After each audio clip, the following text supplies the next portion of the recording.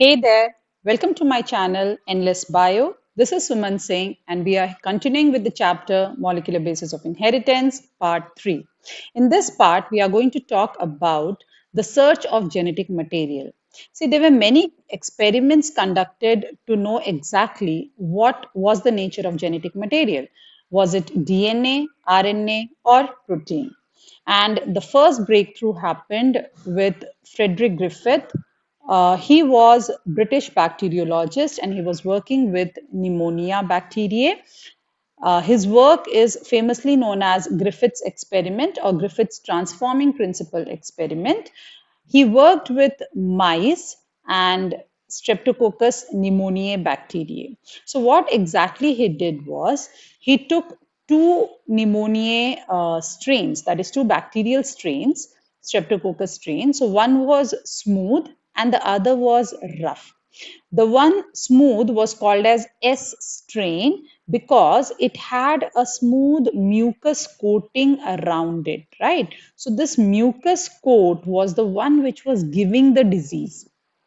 Okay, so when he was injecting the S strain into the mice was getting pneumonia and the mice was dying.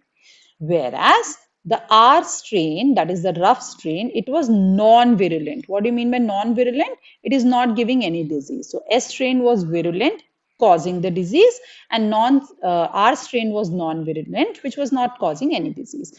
The R was given the name because it was not having any mucus coat around it, and that is the reason it was not giving pneumonia to the mice. Now, what exactly he did was he first took the live S strain, that is the S pneumococcal strain, that is the bacteria.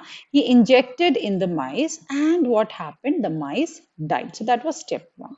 Then what he did? He checked with the R strain, that is the rough strain. He injected to the mice, and the mice was fine. Nothing happened. No pneumonia was there, and the mice was absolutely fine. In the third stage, what he did is he heat killed the S strain. So he increased the temperature.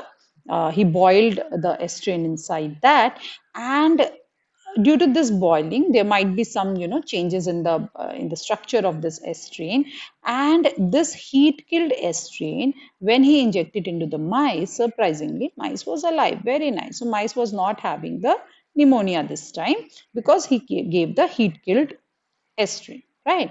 Now, what he did in the fourth attempt, he used the heat killed estrin, which was not giving the disease. He mixed it with the R strain, which was not giving the disease. He injected it to the mice, and to his surprise, the mice died. Now, the thing which is causing this pneumonia was the S, that is the smooth or the mucus, coating around the bacteria. So that was giving the disease. Now, when he extracted, from the body of this died mouse, when he extracted the bacterial stain and he examined, he could see the mucus coating around it. So it was the S strain, but he have killed the S strain. So from where did this S strain has come back again? Right. So that is what is called as the transforming principle. So what has happened here?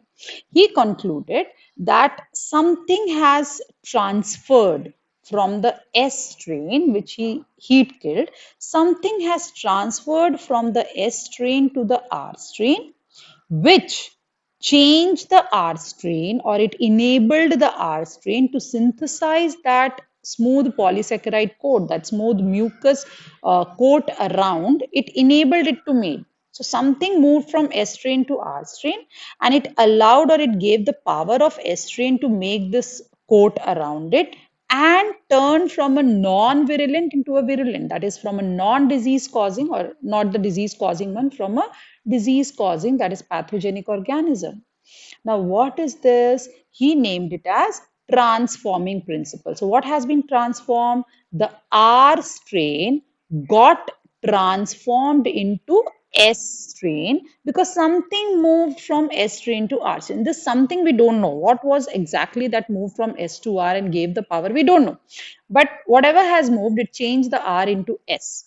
right? And he said that this is the transfer of genetic material. So genetic material have transferred from one organism to another, which gave the property of making that particular protein, or enabling the virulent strain to have the mucus coating around it, and that is how the organism died. So this is what was told by Frederick Griffith, and this is what is called as Griffith transforming principle experiment. Okay, so Frederick Griffith experiment, it happened in 1928, and now after that in 1944. Okay, so in 1944 we have the second part of this experiment, wherein your three scientists, that is Avery, McLeod, and McCarty. So these three scientists, they wanted to understand what is the biochemical nature of the transforming principle. जिस चीज ने हमारे R strain को S में convert कर दिया, वो क्या है? Okay, वो क्या है? What is the nature of that particular thing? So what exactly they have done?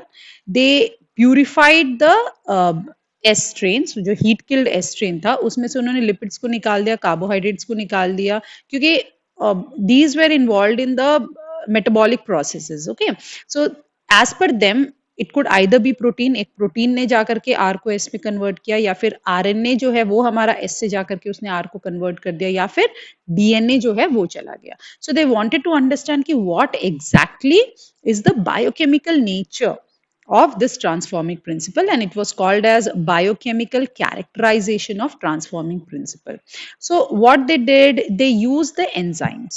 Now the first enzyme they used is protease. What is protease? It's an enzyme which can degrade your protein. So उन्होंने क्या किया, S heat killed S cell से उन्होंने जो भी biochemicals निकाले, उसमें से उन्होंने सारे प्रोटीन को डिग्रेड कर दिया. ठीक है, और अब उन्होंने इस बायोकेमिकल को डाल दिया आर स्ट्रेन के साथ में. अगर प्रोटीन होता तो वो आर को एस में कन्वर्ट कर देता, है ना. लेकिन यहाँ पे क्या हुआ, हमारा आर जो है वो एस में कन्वर्ट हो गया. That means our rough strain converted into S strains without protein. Protein तो है ही नहीं, फिर भी वो कन्वर्ट हो गया, मतलब प्रोटीन ने ये काम नहीं किया है. ठीक है, सो हमारा प्रोटीन जाकर के आर को एस में नहीं कन्वर्ट कर पाया. ठीक है, तो ये हमारा प्रोटीन जो है वो डिग्रेड हो गया. फिर उन्होंने क्या किया, उन्होंने फिर से अभी आरएनएज एंजाइम यूज किया. आरएनएज एंजाइम क्या होता है, वो सारा का सारा आरएनए जो है उसको डिग्रेड कर देगा. तो पहले केस में क्या हुआ, अब या तो डीएनए ने ये काम किया है, या तो आरएनए ने ये काम किया है कन्वर्जन का. सेकेंड वाले में उन्होंने क्या किया, उन्होंने आरएनए को भी डिग्रेड कर दिया. और आरएनए को जब उन्होंने डिग्रेड कर दिया तो उन्होंने देखा अभी भी हमारा जो आर सेल्स है वो एस सेल्स में कन्वर्ट हो गए. ठीक है, दैट मीन्स जो भी मटेरियल जो एक्सचेंज हुआ है वो अभी भी है उसके अंदर. हमने प्रोटीन निकाल दिया तो भी कन्वर्ट हुआ, हमने आरएनए निकाल दिया तो भी कन्वर्ट हो गया. इस बार उन्होंने क्या किया, उन्होंने डीएनए को यूज किया. डीएनए कौन है, ये वो एंजाइम है जो कि डीएनए को डिग्रेड कर देंगे. उन्होंने पूरा का पूरा डीएनए निकाल दिया. जब उन्होंने डीएनए निकाला, then what they saw is this time there is no S strain. Your R strain is R strain. R could not get converted into S strain. Why? क्योंकि DNA था ही नहीं. Okay, and then they understood that transformation कब हुआ, जब DNA था, transformation हुआ. That is your R cells जो है वो एस स्ट्रेन में कन्वर्ट हो गए. हमने प्रोटीन निकाला तो भी कन्वर्ट हुए, हमने आरएनए निकाला तो भी कन्वर्ट हुए, लेकिन जब हमने डीएनए निकाल दिया तब हमारा ट्रांसफॉर्मेशन नहीं हुआ. हमारा आर जो है वो आर ही रहा. That means what has gone from S to R? The DNA. The DNA was the transforming principle. The DNA could go. It has transformed the R cells into S cells. Yeah. तो हमारे जो heat killed S strain था, उसमें से DNA जो है वो RNA में चला गया और उसने RNA को S में convert कर दिया. So this they gave the conclusion as the DNA is the transforming principle. It was not protein. It was not RNA. अभी ये कौन से साल में हो गया, ये 1944 में हो गया. इसके बाद क्या हुआ, there was one more experiment. Actually a series of experiment was conducted in 1951 से लेकर के 1952 तक एक सीरीज ऑफ एक्सपेरिमेंट जो है वो कंडक्ट किया था किसने, Hershey and Chase. Yeah, so this whole thing is called as, this whole experiment is called as Hershey's and Chase experiment और blender experiment. अभी इन्होंने क्या किया, इन्होंने ये पता करने की कोशिश की कि ठीक है, is it the DNA which is converting or which is the transforming thing or protein. तो इन्होंने डीएनए और प्रोटीन के बीच में अपना जो फाइंडिंग्स है उसको इन्होंने और स्ट्रॉन्ग किया. So what they did, they grew some bacteriophage. अभी बैक्टीरियोफेज क्या है, ये वो वायरस है जो कि बैक्टीरिया को अटैक करता है. ओके, जो कि इन्फेक्ट कर सकता है एक बैक्टीरिया को. ये एक वायरस है जो कि बैक्टीरिया को इन्फेक्ट कर सकता है. ठीक है, सो इन्होंने क्या किया, इन्होंने बैक्टीरियोफेजेस को ग्रो किया किस पे, एक ऐसे मीडियम पे जिसपे रेडियो एक्टिव फॉस्फोरस या radio active phosphorus P32 medium पर उन्होंने ग्रो किया कुछ बैक्टीरियोफेजेस को, और कुछ को उन्होंने ग्रो किया radio active sulphur that is S35 पे. ठीक है, फॉस्फोरस और सल्फर पे, इस पे उन्होंने कुछ बैक्टीरियोफेजेस को ग्रो किया फॉस्फोरस पे, कुछ को ग्रो किया सल्फर पे. अभी आपको ये पता होना चाहिए कि जो फॉस्फोरस है, फॉस्फेट, फॉस्फेट हमारा कहाँ होता है, फॉस्फेट हमारा आपको याद होगा न्यूक्लियोटाइड्स में हमारे पास फॉस्फेट्स होते हैं. ओके, सो फॉस्फेट जो है that is an integral part of your DNA, है ना. सो डीएनए में हमारा फॉस्फेट्स है, तो जब ये बैक्टीरियोफेज जब ये फॉस्फेट वाले मीडियम पे जब ये ग्रो किए, तो ये जो P32 है ये उनके डीएनए में चला गया. ठीक है, सो ये रेडियो एक्टिव फॉस्फेट्स अभी कहाँ है, वो उनके डीएनए में है. सिमिलरली आपको ये भी पता होना चाहिए कि जो सल्फर है ये कहाँ जाएगा, ये प्रोटीन कोट में जाएगा. ठीक है, so this will go and this will help in formation of the protein part of your bacteriophage. So वो कौन बना रहा है, वो हमारा सल्फर बना रहा है. तो ये जो भी बैक्टीरियोफेज P32 पे ग्रो हुए, उनके डीएनए में ये P32 दैट इज फॉस्फेट 32 चला गया, और जो भी बैक्टीरियोफेज आपके रेडियो एक्टिव सल्फर मीडियम पर ग्रो हुए, उनके प्रोटीन कोट में आपका सल्फर 335 चला गया. ओके, नाउ अभी ये वायरसेस जो कि P32 पर ग्रो हुए थे, जैसा मैंने आपको बोला, उनका रेडियो एक्टिव डीएनए हो जाएगा, बिकॉज डीएनए आपका फॉस्फेट कंटेन करता है, फॉस्फोरस कंटेन करता है, और वायरसेस जो कि S35 पे हुए उनका प्रोटीन जो है वो सल्फर कंटेंट कर देगा. ठीक है, इतना क्लियर हो गया आप लोगों को. ओके, अभी आगे क्या है, उन्होंने क्या किया, ये जो बैक्टीरियोफेज है S32, S35 एंड P32 वाले, इनको इन्होंने अलग अलग बैक्टीरियाज पे यूज किया. तो ये जो बैक्टीरियाज हैं उनको इन्होंने बोला कि ठीक है चलो आप आ जाओ, बैक्टीरियोफेज आ जाओ और आप बैक्टीरिया को इन्फेक्ट करो. यहाँ पर ये जो हमारे P32 वाले बैक्टीरियोफेज हैं ये भी आकर के हमारे बैक्टीरिया को इन्फेक्ट किए. अब इन्फेक्ट कैसे होता है, आपको याद होना चाहिए, ग्रेड 11 में आपने बैक्टीरियोफेज का स्ट्रक्चर पढ़ा है. You know that it has these are the tail part of the bacteriophage which goes and it holds, या और इट हेल्प्स इन अटैचमेंट, और यहाँ पे आपका कॉलर होता है, और यहाँ पे this is called as your capsid. So ये जो आउटर लेयर है ये आपकी प्रोटीन से बनती है. Okay, so this is what is your protein part of your bacteriophage, the outer layer. और जो अंदर इस कैप्सिड के अंदर क्या होता है, इस कैप्सिड के अंदर आपका जेनेटिक मटेरियल होता है जो कि आपका डीएनए होता है ना. और जब ये बैक्टीरियोफेज एक बैक्टीरिया को इन्फेक्ट करता है, तब ये क्या अंदर भेजता है बैक्टीरिया के, only the genetic material, only the genetic material goes inside. That means bacteriophage से डीएनए जो है वो हमारे बैक्टीरिया के अंदर चला जाएगा, लेकिन जो आउटर लेयर है दैट इज जो कैप्सिड है वो बाहर ही रह जाएगी. इतना क्लियर है ना, ये आपको याद होगा ग्रेड 11 से. चलो, अब with this knowledge let's understand कि हुआ क्या. सो उन्होंने S35 वाला जो बैक्टीरियोफेज है उसको उन्होंने बैक्टीरिया को इन्फेक्ट कराया. तो क्या होगा, S35 कहाँ है, वो तो है हमारे कैप्सिड के ऊपर, है ना. तो S35 तो कैप्सिड के ऊपर है, दैट मीन्स वो कहाँ रह गया, वो रह गया बैक्टीरिया के बाहर.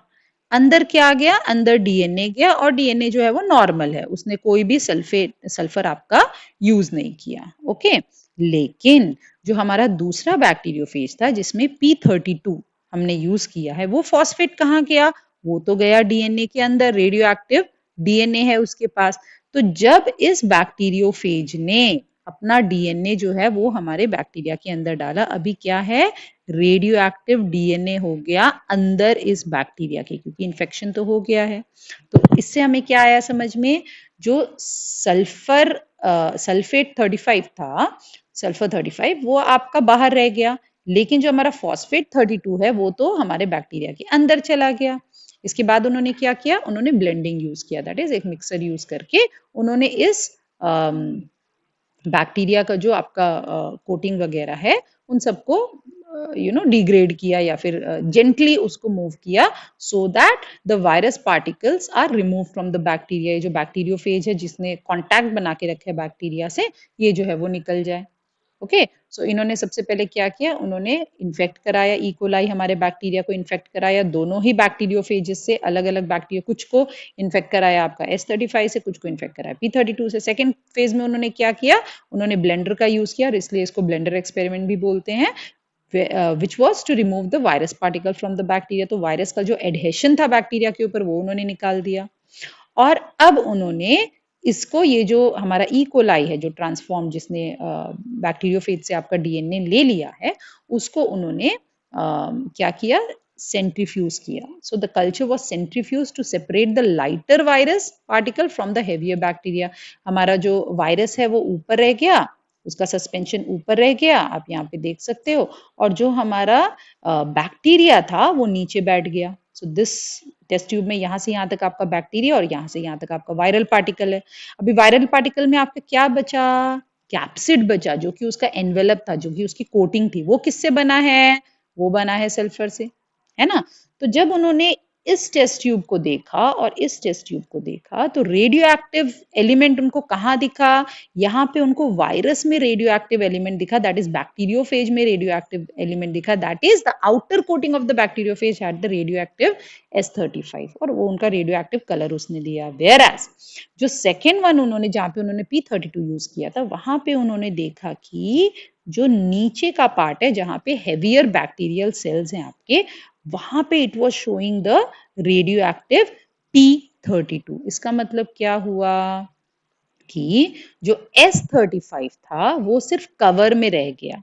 तो प्रोटीन जो है that makes the outer cover, वो सिर्फ आउटर कवर में है, और अंदर कौन गया, बैक्टीरिया के अंदर इन्फेक्शन किसने दिया, वो डीएनए ने दिया। और डीएनए से हमारा कैसे कंफर्म हुआ, बाय यूजिंग P32। तो यहाँ पे एकदम क्लियर हो गया कि जो चीज अंदर जा रही है बैक्टीरिया के, वो प्रोटीन नहीं है, क्योंकि प्रोटीन तो हमारा बाहर ही रह गया, ये यहाँ पे रेडियो एक्टिव बाहर ही रह गया, तो प्रोटीन बाहर अंदर नहीं जा रहा है।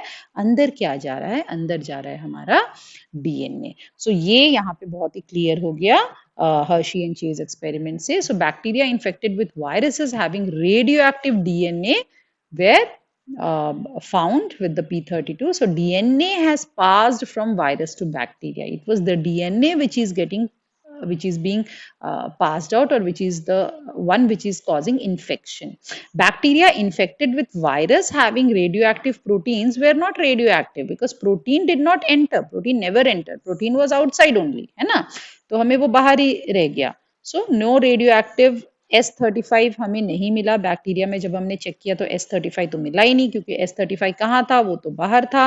लेकिन जब हमने बैक्टीरिया चेक किया जिसमें हमें क्या मिला, हमें P32 मिला, क्योंकि P32 फॉस्फेट कहाँ गया, वो तो डीएनए के अंदर गया while making of DNA, that is the phosphate bond. और यहाँ पर रेडियो एक्टिविटी कहाँ नहीं थी, सुपरनेटेंट, दैट इज जो ऊपर जो हल्का पार्ट है, this is called as supernatant, या and this is the heavier part. So supernatant में यहाँ पर रेडियो एक्टिविटी नहीं थी सेकेंड केस में, और रेडियो एक्टिव कहाँ थी, वो तो हमारे डीएनए के अंदर था। Okay, so this is the gist of your experiment. सबसे पहले उन्होंने क्या किया, उन्होंने इन्फेक्शन किया, दो अलग अलग बैक्टीरियोफेज उन्होंने यूज किए, एक में उन्होंने S35 यूज किया और सेकेंड में उन्होंने P32 यूज किया। जब उन्होंने ब्लेंडिंग एक्सपेरिमेंट किया तो क्या हुआ, दोनों ही जो वायरस की जो आउटर कोटिंग थे वो बाहर रह गए और डीएनए जो थे वो अंदर जा चुके थे। जब उन्होंने सेंट्रीफ्यूगेशन किया और जब उन्होंने टेस्ट ट्यूब में इस चीज को देखा तो उन्होंने ये पाया कि the heavier DNA molecule which was down, that was containing your P32, और जो सल्फेट है वो सिर्फ ऊपर ही रह गया, सुपरनेटेंट में ऊपर रह गया। So this was very clear that the DNA is the one which is moving from one to the other. अभी जेनेटिक मटेरियल, एक प्रॉपर जेनेटिक मटेरियल की क्वालिटी क्या है? ओके, सबसे पहला, it should have the ability to regenerate, that means replication होना चाहिए, it should be able to make its copy, है ना? अभी हम में कुछ कैरेक्टरिस्टिक्स हैं जो हमारे पेरेंट्स से आए हैं, so how it is, the DNA of the parent has been passed on to you, है ना? तो हेरिडिटरी है। अगर रेप्लिकेशन नहीं होगा तो हेरिडिटी कैसे होगी? कैसे वो पास ऑन करेगा अगर वो रेप्लिकेट नहीं कर सकता? तो replication is very very important. Second thing जो है वो केमिकल एंड स्ट्रक्चरल स्टेबिलिटी, ये बहुत जरूरी है कि जो भी हमारा जेनेटिक मटेरियल हो वो स्टेबल हो। ऐसा नहीं कि वो हर बार चेंज हो जा रहा है, हर बार चेंज होगा तो क्या होगा? म्यूटेशन ज्यादा होगी, म्यूटेशन ज्यादा होगी तो क्या होगा? आपके कैरेक्टरिस्टिक्स बार बार चेंज होते रहेंगे, है ना? So it should be structurally stable, also chemically also it should be stable, it should not react with whatever is around it, that also cannot happen. Provide the mutation needed for the evolution, ऐसा नहीं है कि mutation हमेशा होता रहे, लेकिन mutation होना भी जरूरी है क्योंकि एवोल्यूशन हो रहा है। अगर आपका एनवायरमेंट चेंज होगा तब हमें म्यूटेशन चाहिए, अदरवाइज हमें ज्यादा म्यूटेशन नहीं चाहिए। तो स्टेबिलिटी भी चाहिए एंड इवोल्यूशन के लिए म्यूटेशन भी चाहिए, सर्वाइविंग के लिए म्यूटेशन भी चाहिए, है ना? अगर हम इवॉल्व नहीं होंगे तो हम इस चेंज्ड होती दुनिया में सर्वाइव कैसे कर पाएंगे? So that is very important. And ability to express Mendelian character. अभी Mr. Mendel को please don't forget, in your grade 10th you all have learnt about Gregor Johann Mendel, who is also called as the father of genetics. तो उन्होंने हमें बताया कि there is something called as genes which get transferred from one organism to another, and he gave us some of the characteristic की double होना चाहिए, and they become, you know, if you remember, law of segregation, law of independent assortment, है ना, law of dominance. तो ये तीन laws हमने पढ़े थे, तो ये तीनों के तीनों लॉ जो हैं वो उनको फॉलो भी कर सके। तो ऐसा होना चाहिए हमारा जेनेटिक मटेरियल। अभी कंट्रोवर्सी क्या थी? कंट्रोवर्सी ये थी कि डीएनए है जेनेटिक मटेरियल या आरएनए है जेनेटिक मटेरियल। तो अगर आप कंपेयर करोगे, अब ये टेबल जो है ये एग्जाम में आता है, अगेन ये आपको पता होना चाहिए। तो अगर आप कंपेयर करोगे तो डीएनए जो है वो डबल स्ट्रैंडेड था, आरएनए जो है वो सिंगल स्ट्रैंडेड है। Very important point is this, DNA is less reactive, ठीक है? डीएनए जो हमारा है वो लेस रिएक्टिव है। क्यों? क्योंकि अगर आप सेकेंड कार्बन एटम देखो अपना डीएनए का और आरएनए का, आरएनए के पास क्या है? ओएच ग्रुप है सेकेंड कार्बन में, जो कि रिएक्टिव है, इट इज हाईली रिएक्टिव। लेकिन अगर आप सेकेंड कार्बन डीएनए का देखो तो यहाँ पे डीऑक्सी, मैंने क्या आपको बताया था फर्स्ट पार्ट में? डीऑक्सी मतलब ऑक्सीजन जो है वो निकाल दिया गया है, क्योंकि OH नहीं है, ऑक्सीजन नहीं है, यहाँ पे हमारी रिएक्टिविटी जो है वो कम हो जाती है। Okay, so reason for stability of DNA is the less reactivity, whereas the RNA, it is mutable, it changes a lot, and that is because of the OH group that you can see at the second carbon. या एक और reason जो बहुत important है, इस DNA में हमारा thymine होता है, again thymine is less reactive, लेकिन आरएनए में थाइमीन की जगह पे होता है uracil which is more reactive. And OH group का तो मैंने आपको पहले ही बता दिया कि एब्सेंस ऑफ OH ग्रुप है आपका डीएनए में, एंड OH ग्रुप आपका प्रेजेंट है आरएनए में। तो ये तीन चीजें हैं जो कि आपके आरएनए को ज्यादा रिएक्टिव बनाती हैं एंड डीएनए को कम रिएक्टिव बनाती है। तो कौन सा बेटर रहेगा जेनेटिक मटेरियल के लिए? Definitely DNA is better than RNA, क्योंकि उसकी लेस रिएक्टिविटी है। लेकिन लेकिन पहले कौन आया? आरएनए आया या डीएनए आया? चलो थोड़ी देर में आंसर करेंगे इसको। नाउ आरएनए इज अनस्टेबल, है ना? सो आरएनए वायरसेस, अगर आप देखोगे all the viruses which contains the RNA, they mutate and evolve faster. इसका एक एग्जांपल मैं आपको अगर दूं तो कोविड, आप सबको याद होगा कोविड वायरस जब आया, COVID virus is an RNA viruses, उसके कितने म्यूटेशंस आए, है ना? वी वर हैविंग, हम वैक्सीनेशन बना रहे हैं and we are knowing that again mutate हो गया and you have the other version of that. So many versions of your COVID came, right? COVID virus which was an RNA virus, so it was mutating very fast. The moment we could think कि उसको कैसे अभी control में लाया जाए, it was mutating and we were having one more form of it, one more strain of it, and we all how much difficult it was to catch hold of that mutating COVID virus. So we have been through this. We understand it very logically, and we all have experienced ki how the evolution was very fast with the RNA virus. Whereas DNA क्या है? DNA strands are complementary. तो हमें पता है 5 prime और 3 prime का जो मैंने पोलैरिटी का जो बोला था, so that is very well known to us. On heating क्या होता है, ये सेपरेट हो जाते हैं. तो अगर आपको याद होगा, एस स्ट्रेन को जब हम हीट कर रहे थे, क्या हो रहा था, डीएनए जो था वो अनवाइंड हो जा रहा था. ओके, हीट किया तो वो अनवाइंड हो गया. अनवाइंड होकर के वो क्या हो गया, we had the separate strand of DNA. लेकिन जब उसी हीट किल्ड एस स्ट्रेन को हमने आर स्ट्रेन के साथ मिक्स किया, तो थोड़ी देर में क्या हुआ, कूलिंग हो गया. कूलिंग हुआ तो क्या हुआ, हमारा जो डीएनए था वो वापस से उसने रिफॉर्म कर लिया, उसने डबल हेलिक्स बना लिया. और ये डीएनए कहाँ चला गया, ये चला गया आरएनए के अंदर, और उसने आरएनए को वो property they the, that is the smooth polysaccharide coating था अराउंड, वो उसने प्रॉपर्टी दे दी, और हमारा आर जो है वो एस में कन्वर्ट हो गया. ठीक है. So in Griffith experiment some properties of DNA of heat killed bacteria did not destroy. So हमारा डीएनए जो है वो खत्म नहीं हुआ हीट करने से, वो बस उसने अपना स्ट्रक्चर चेंज कर लिया. And when the situation came back, it was able to reform. So this indicates the stability of DNA. हमारा DNA जो है वो RNA से बहुत बहुत ज़्यादा stable है. Right? So DNA is definitely a better genetic material, and that is why you can see DNA apart from some of the viruses. You don't have DNA, you don't have RNA as the genetic material in any of the organism. है ना, हम DNA ही है. If you look around all the organism around you, everyone is having DNA as the genetic material. For storage of genetic information, DNA is better due to its stability. So whatever information, whatever, the codes are there on the DNA, so that is very much stable.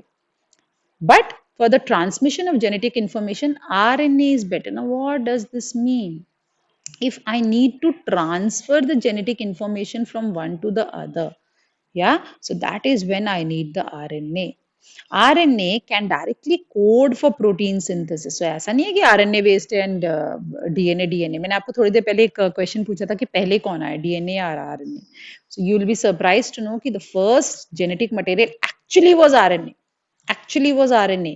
Because RNA के पास खुद का power है. It don't depend on DNA. Yeah, it can work and is an enzyme. It has the direct code for protein synthesis. So आपके characteristics क्या हैं, आपकी body में जितने भी कैरेक्टरिस्टिक्स हैं, let it be the height of yours और the skin colour और the eye colour, all these characteristics are because of the protein which is there in your body, है ना. और ये प्रोटीन हमारी बॉडी में कहाँ से आया, that is the code is on the RNA. Yeah. Now DNA is dependent on RNA for protein synthesis. RNA is not dependent. DNA is dependent on RNA. अभी DNA को अगर प्रोटीन बनाना है तो पहले हमारा जो DNA है वो RNA में कन्वर्ट होगा और उसके बाद ही वो प्रोटीन बना पाएगा.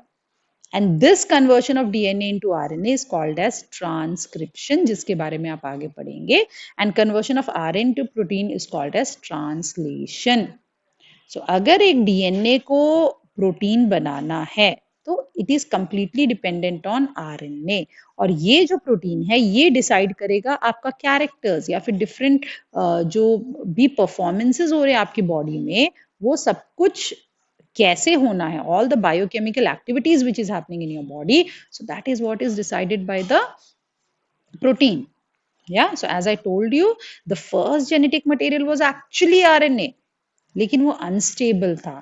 It acts as a genetic material and catalyst. वो एंजाइम की तरह भी काम कर पा रहा था, वो जेनेटिक मटेरियल की तरह भी काम कर पा रहा था. It actually supported a lot of life processes like metabolism, translation, splicing. So इन सब के बारे में आप आगे पढ़ोगे. So प्रोटीन मेकिंग में आपके RNA का बहुत बहुत बहुत बड़ा रोल है. And it has it has evolved in many organisms. So when you see before, it was the first genetic material was actually RNA, but as I told you that RNA was not stable. When the DNA was evolved from RNA, जब DNA हमारा evolve हो गया, because DNA was more stable, most of the organism they were happy to take the DNA as the genetic material and pass it on to the next generation. You understand? So यहाँ से हमारा जो है DNA जो है वो pass out होते होते होते, and that is what you can see that many of the organisms around you they have DNA and not RNA as the genetic material. ठीक है, सो इस पूरे सेशन में, that is the third part of molecular basis of inheritance, what have we learn? We have learn that what exactly was the genetic material, whether it was DNA, RNA or protein. Yeah, so Frederick Griffith ke hamara experiment, it has told that something is moving from one organism to the other, which was changing it, and that is when we understood that it was a transforming principle, or something was having the ability to transform the organism. So that is one part. Then we learned the second is the biochemical nature. So when we found out the biochemical nature, it was DNA. So DNA was able to transform the organism. Third, when we did the Hershey and Chase experiment, that is when we understood that it was not protein, and again it was DNA. Yeah, and after that, we have done the comparison between DNA and RNA, ki which one is better. So we have understood that even though RNA is the first genetic material, but due to the stability of the DNA got evolved, and then it was there with the organisms, and the organisms kept on passing it from one organism to another. That is one generation to another, and that is how your DNA has evolved. Yeah, and we have also learned what are the important properties for a genetic material. So the important properties for a genetic material is, like, it has to be stable, it should not be very easy to mutate, but at the same time, in the evolution process, it should be mutable. So these were the things that we have learned. Thank you so much. Please take a very good care of yourself, and we'll see in the next part. Okay.